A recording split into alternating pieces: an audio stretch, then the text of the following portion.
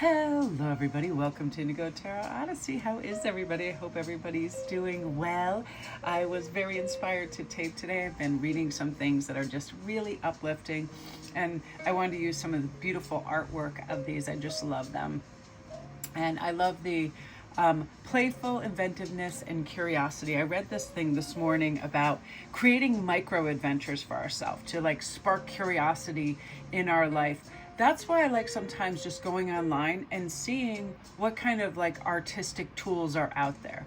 You know, whether it's like calligraphy or making stained glass or just something of that nature, where we veer along the path of always making something that wasn't there before, and the curiosity of the process and getting excited about it, but not the result. You know, things don't need to come out perfect. Think of the first time maybe you tried making cupcakes or a specific kind of baked item that didn't rise properly or tasted weird or added salt instead of sugar, all of those things. Having an open mind that we don't care about the end result, but it's that journey. And I love the term micro adventure, because if we give ourselves something to look forward to, even if it's a page that we want to write in our new book, picking out a new acrylic color that we want to be the base format in a painting, even nail art. I've just recently got into that, and I love painting little designs and doing nail art, making jewelry. All of those things are so wonderful.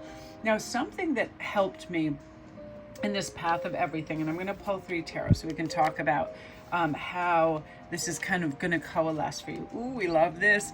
And it doesn't hurt sometimes in our lovely endeavors to have it be a lucrative outing, right? The King of Pentacles is saying, once you delve into that and you're encouraging yourself to do this with mindfulness and presence, and when we practice it, we stay grounded, we can create the most beautiful things that can then give us financial freedom, can give us artistic freedom. I was just walking in the nature center the other day, and I just started to thank the universe for letting me and allowing me and giving me the incentive to create my own vocation and artistic endeavors, so I can do whatever I want pretty much when I want. If I have to go to the post office quickly, yes. If I want to go visit a friend and relative, if I want to wake up at 10 instead of 8, if I want to take a nap, if I want to create something in the middle of the day, that is there for me.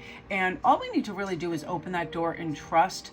And once the proof comes back to us that, hey, not only is this not a disaster or a laden with fear and, you know, cliffs and all of that, but it is so rewarding. And there's something about not just being in that matrix mentality of having to get up at this, go to the office, do this, come home, cook food, clean the house, wake up, do it all again, that is really inspired me to reach out in the different directions that I did. Now, I feel like for those of you that are thinking to begin this endeavor, or you're wrapping something up, it could be anything. It could be, you know, you're getting ready to have an art show, you're getting ready. A lot of Christmas fairs are coming up where people bring their things that they knit and they paint and they carve, and it's so wonderful to see people look at and admire something that just came from inspiration for yourself.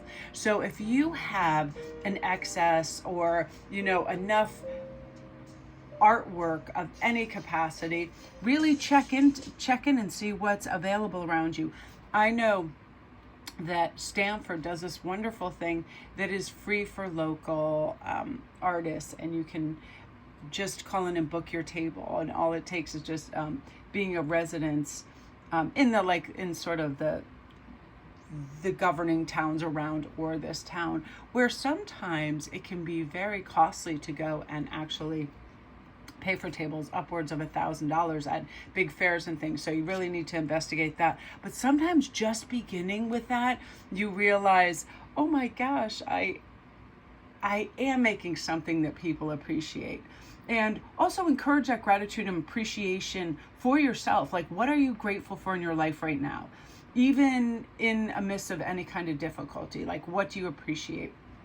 I definitely appreciate my just funny and goofy and supportive family and my wild array of nutty animals that show up in my yard and that I also have adopted and love. Like, I just wake up to this cacophony of meowing and cats in windows looking at me and all these fun things sometimes.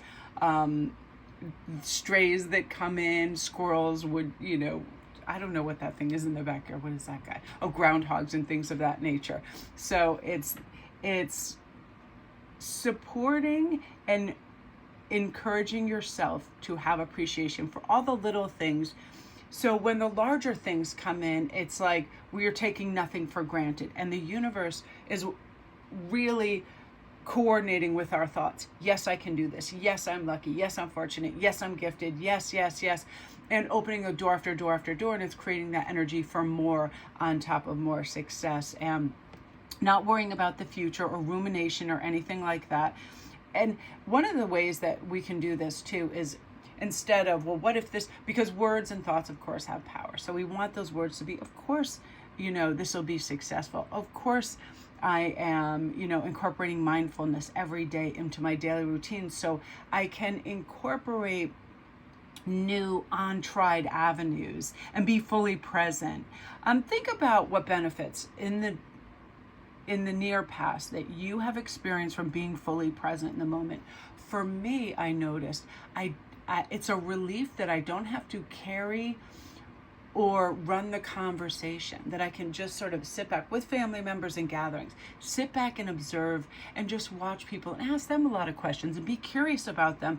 And I find so many exciting things about extended family and friends and things like that, where we take the onus off ourselves and we don't have that spotlight effect, and we're like, let's just observe. Also, you'll notice you're in receivership when you're in that quiet observance, because we're not chasing, we want for nothing, we're just observing, and then the universe is like, oh, let's send something their way. And oftentimes it lets us also have that process to process things and reflect on them and appreciate everything and appreciate things that are serene and calm and smooth, and we can normalize silence and peacefulness, that we don't always need this crazy busyness, right? And I feel like now is a time where your mindfulness is going to enhance your overall well-being and ability to cope with everything. And again, you always be looking for that gratitude and appreciation, and identify those changes and progress and write them down. For me, I know one of the biggest changes over the last month or so is with me exercising more and being mindful of what I eat. I have more energy. I feel better mentally, physically, and everything. I can do things with ease that, took effort before. you know that feeling of laying down on the beach and being like, I don't know if I can just spring right up onto my feet in the sand. I might have to roll over and get up that way like a toddler. Things like that. And it's a nice feeling. But I feel like all these unexpected positive outcomes are going to be happening for you, and much faster than you envisioned. It's like, oh, I had an idea, I wanted to do this, now I'm doing it, and now now it's in demand, and this process and skill set that I have is appreciated, and it's going to be wonderful. And remember, things don't all of a sudden go into, the fast lane necessarily. So having time and patience as well to let everything kind of brew and froth, and then, be ready to present, and don't rush the process. If I realize making jewelry, one of the most important things is that things don't like pinch or bunch or stab when you're using all kinds of shells and stones. So you make sure it's comfortable, you make sure the clasps are very strong, things like that. Like, it is definitely, you want to have high quality output. So invest in, your good paper, paints, pens, and things like that. And then just go out and have that micro adventure. So my beauty says what you're meant to hear today. I hope you all have a great day. Love and light.